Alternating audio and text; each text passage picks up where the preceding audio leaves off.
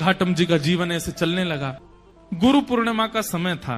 घाटम जी ने मन में विचार किया, मेरे गुरु ने मुझको सब कुछ प्रदान किया, इस बार गुरु दक्षिणा के रूप में ऐसी कोई वस्तु या इतना धन कुछ दूं गुरुदेव के यहाँ कि वर्षों तक भी अगर मेरे यहाँ से सेवा ना जाए तो गुरु जी को दिक्कत ना हो, मेरी तरफ से ऐसा रहे कि हाँ परिपूर्ण हो गई सेवा। उसके लिए एक बड़ी चोरी कर लेता हूँ, उसके बाद फिर मैं धीरे धीरे छोड़ ही दूंगा। एक बड़ी चोरी करता हूँ, उससे जो धन आएगा गुरुदेव को दे दूंगा। और घाटम जी ने विचार किया क्या चोराऊं।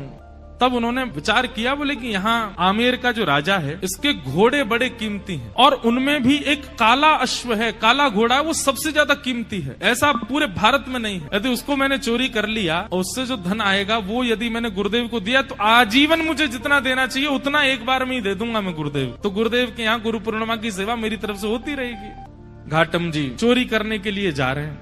एक सामान्य से घोड़े पर बैठ करके घाटम जी और सीधे राजभवन में प्रवेश कर रहे हैं। मुख्य द्वार से ही प्रवेश करने लगे तो द्वारपालों ने रोका, ए कहाँ जा रहे हो, क्या नाम है तुम्हारा? बोले घाटम। कहाँ जा रहे हो? बोले चोरी करने जा रहा हूँ। झूठ नहीं बोलना है, गुरुदेव ने मना किया है। तो द्वारपालों ने मन में विचार किया, ये जरूर राजा का कोई गुप्तचर है, राजा का कोई बहुत घनिष्ठ व्यक्ति है, हमने इसको रोक दिया है इसका परिचय पूछने, इसलिए बुरा मान गया। बुरा मान करके कह रहा चोरी करने जा रहा हूँ। ए भाई सुनो, द्वार खोल दो, ये कोई राजा का परिचित व्यक्ति होगा, ऐसे कौन बोलता चोरी करने जा रहा हूँ। द्वार खुल गए, वो भीतर प्रवेश कर गए।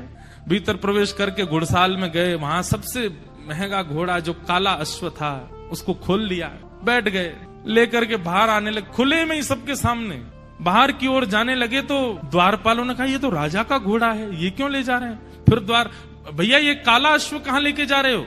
बोले चोरी करने आया था, चोरी कर ली, अब चोरी करके ले जा रहा हूँ। द्वारपाल बोले ये तो कुछ ज्यादा ही बुरा मान गया है, ऐसे कौन बोलता है? अरे भैया द्वार खोल दो, इनको जाने दो, रोको नहीं। उनका सत्य और वहां द्वारपाल का उसके प्रति ये भाव रखना कि बुरा मान गए, वो ऐसा फिट हुआ कि किसी को शंका ही नहीं हुई कि ये चोरी कर रहे हैं। घोड़ा लेकर के चले गए और उसी समय राजा ने आज्ञा की मेरे घोड़े तैयार करो, मैं भी जाऊंगा कहीं, ऐसा उसने आज्ञा की। जाके देखा तो काले अश्व थे नहीं। अफरा तफरी मची। जब द्वारपालों के कान में बात पहुंची तो उन्होंने हल्ला किया कि अरे एक व्यक्ति आया था, आकर के इतना सत्य बोल के, वो तो बोल के गया मैं चोरी करने आया हूँ, चोरी करके ले भी गया, तुमने रोका क्यों नहीं? बोले महाराज हमको लगा कि ऐसे कौन बोलता है, चोर कभी ये बोलता मैं चोरी करने आया हूँ, लेकिन वो सत्य बोल रहा था तो हमको लगा आपका कोई गुप्तचर है, आपका कोई घनिष्ठ है, इसलिए हमने रोका नहीं उसको, ले गया वो। सैनिकों को भेजा, जाओ पकड़ लो उसको, घोड़े लेके आओ।